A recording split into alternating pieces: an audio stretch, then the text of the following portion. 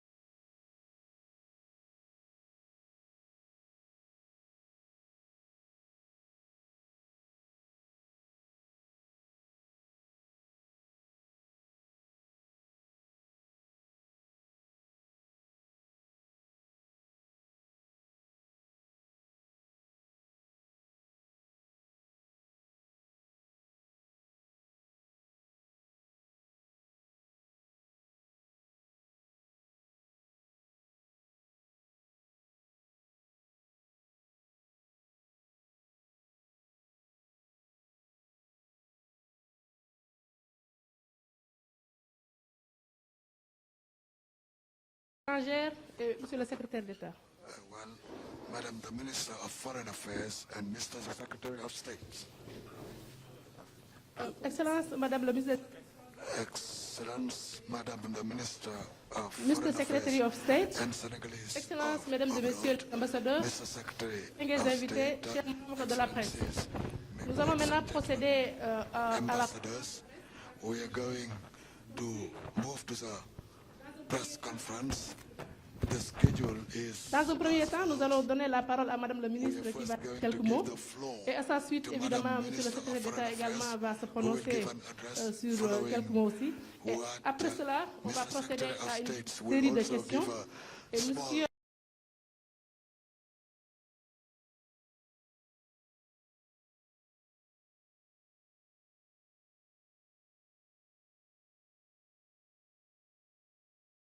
Deux questions en français et deux questions en anglais. Madame la ministre, vous avez la parole. Merci beaucoup. Mesdames, Messieurs les journalistes, je voudrais, au nom du ministère des Affaires étrangères, et peut-être également au nom de Monsieur le secrétaire d'État, si je peux me permettre, vous souhaiter la bienvenue dans cette maison de la diplomatie du Sénégal. Et dire que ce moment est pour nous extrêmement important dans l'histoire de la longue, vieille et solide relation qui s'est tissée au fil des ans entre les États-Unis d'Amérique et le Sénégal. Je peux même dire entre le peuple américain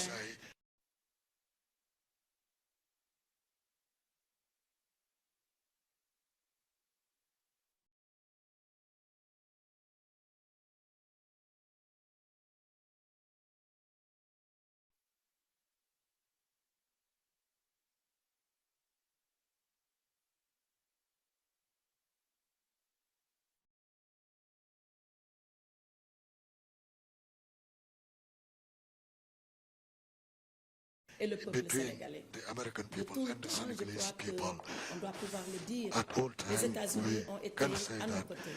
Comme un pays ami. Et chaque fois que je veux me rappeler cela et me souvenir de cela, j'imagine toujours la galerie de photos à l'ambassade des États-Unis d'Amérique à Dakar, où nous voyons successivement les présidents Senghor, Abdou Diouf, Abdoulaye Wade et maintenant Macky Sall, aux côtés de tous les chefs d'État qui se sont succédés aux États-Unis, du président John Kennedy, parce que c'est lui qui a présidé avec notre indépendance, jusqu'au président Obama. Et nous avons bon espoir que la grande photo du président Biden également viendra s'accrocher, s'ajouter à cette galerie de photos. Cela pour vous dire l'importance de la relation qui existe entre nous. Mais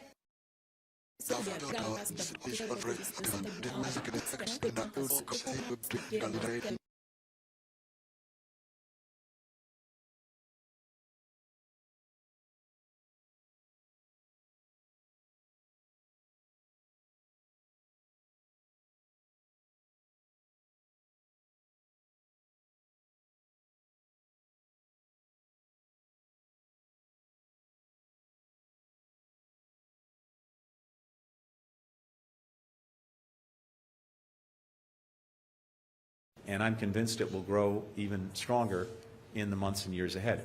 Just this morning, I joined 4 American companies signing agreements to collaborate with the Senegalese government on new infrastructure projects.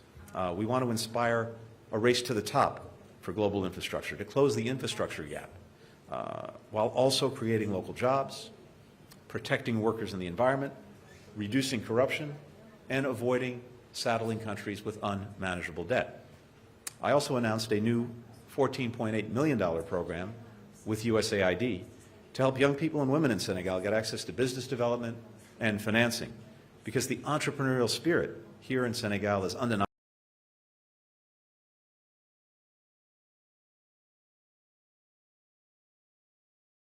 To support that.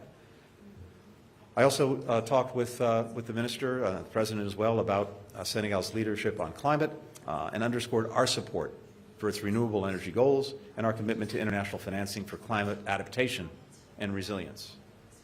And as the Minister said, we spoke about democracy and human rights and how we can work together to strengthen our own democracies, but also together respond to some of the democratic backsliding that we're seeing not only in parts of Africa, but in many parts of the world. As one of the continent's most stable democracies, Senegal can model how democratic values, good governance, and the rule of law actually pay off for citizens in concrete ways, including a resilient and inclusive economy and a peaceful, pluralistic society.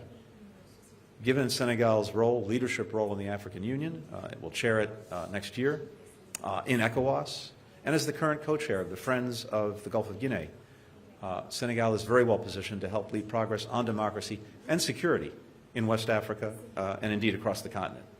We talked about the crises in Ethiopia and Sudan and the importance of representative governance. Let me just say quickly, in Ethiopia, intensive diplomacy is ongoing with leadership from the African Union and its High Representative, former Nigerian President Obasanjo, supported by the United States, including through engagement by our Special Envoy Jeff Feltman, who's in Addis as we speak. We continue to push for an immediate end to hostilities without preconditions and humanitarian access for the millions of people in northern Ethiopia who need life-saving aid. And we continue to urge Americans to avail themselves of commercial flights out of the country, and we're providing assistance to them to do so. With regard to Sudan, we deplore the violence that we've seen from the security forces in recent days. That has to end. The right of the Sudanese people to protest peacefully must be protected. And we join the people of Sudan in urging the restoration of Prime Minister Hamdok and his civilian transitional government, and the release of everyone who's been arrested for expressing their opposition to the military takeover. The Foreign Minister and I agreed on the need to return to democratically elected government in Mali by the date set by ECOWAS and for a timely transition to democracy in Guinea and Chad. And we reaffirmed a shared commitment to human rights, which is the foundation of stability and progress in all of our countries. In a few hours, my team and I will head back to Washington.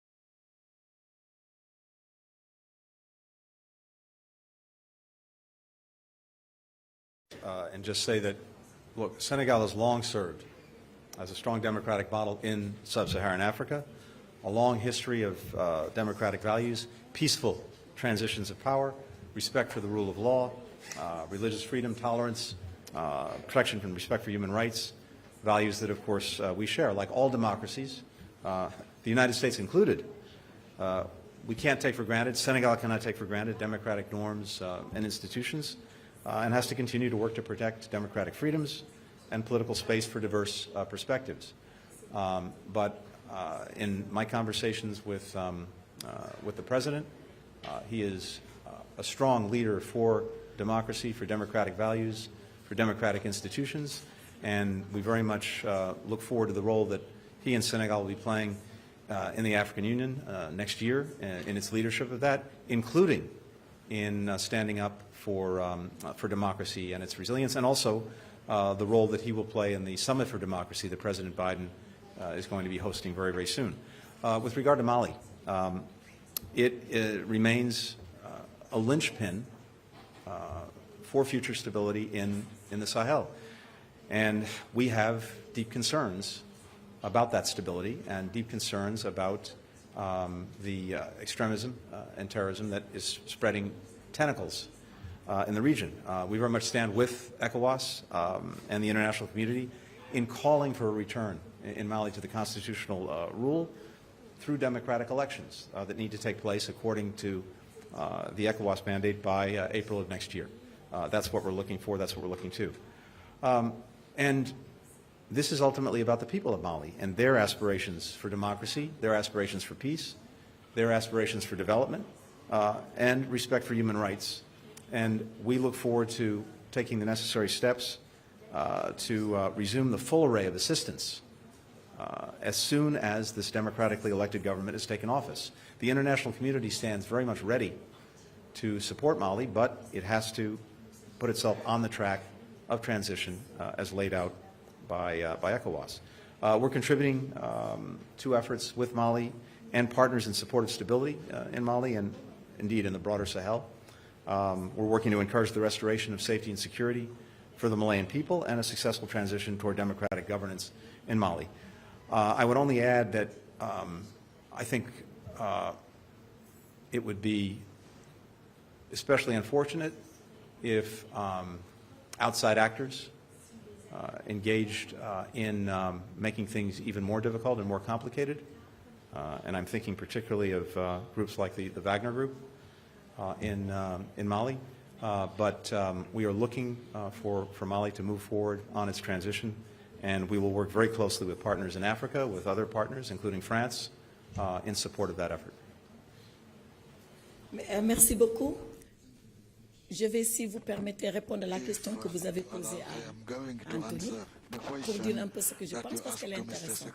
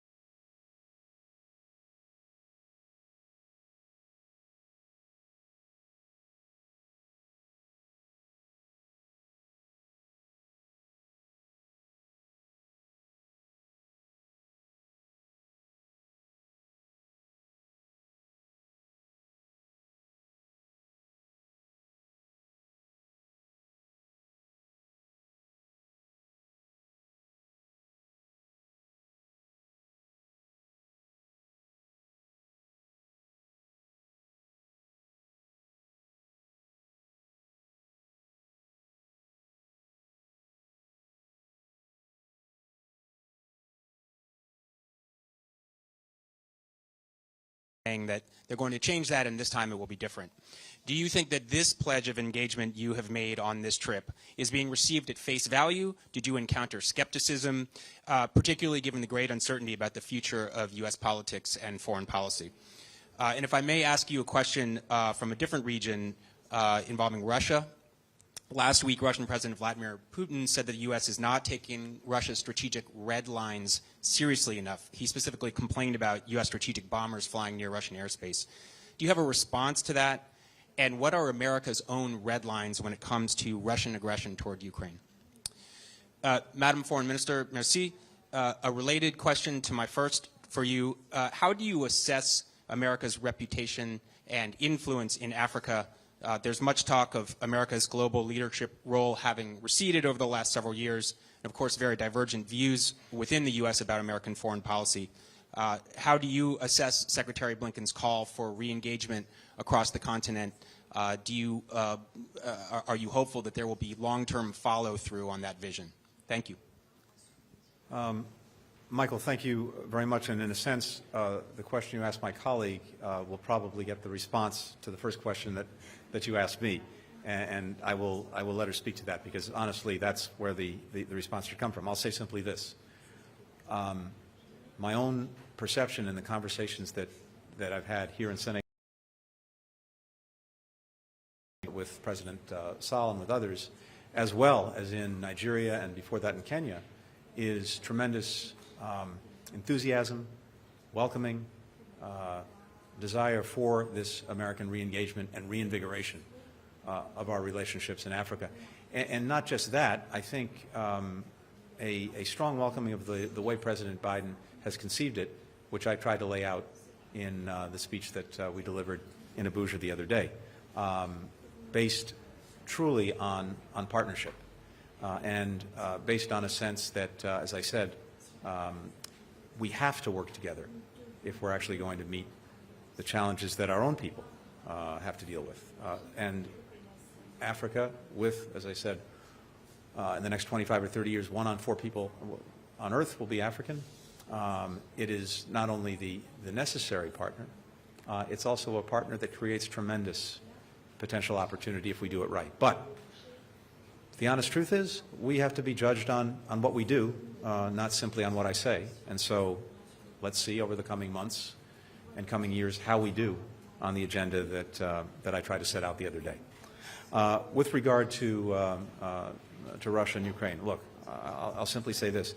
As you've heard me say, and others in the administration say in recent weeks, we have real concerns about Russia's unusual military activity on the border with Ukraine.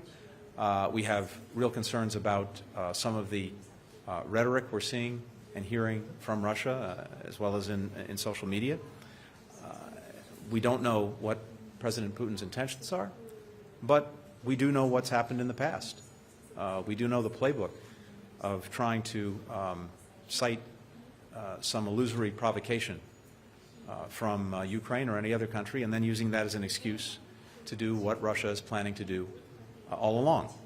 And so, as a result of what we've seen, as a result of that history, we've been in very close consultation with partners throughout Europe, and I can tell you that there's a widely shared concern and a real focus on that concern, and I will leave it at that. And as I give the microphone to my friend, I think, and as we conclude this press conference, let me just say that in being with the foreign minister and hearing the foreign minister, I think you can all see why she was such an extraordinary advocate as a lawyer before becoming foreign minister. Merci beaucoup. Merci, Anthony. Alors, l'influence des États-Unis en Afrique, elle a toujours été grande, je peux le dire comme ça. Parce que les Africains ont une double perception des États-Unis. D'abord, ils voient les États-Unis comme un pays qui ne les a jamais colonisés. Je pense que ça, c'est important dans l'esprit des Africains. Et ils voient également les États-Unis comme étant un pays de liberté. Et chez les Africains, la liberté a coûté beaucoup trop cher. Donc, ils savent le prix qui s'attache à la liberté. Et pour eux,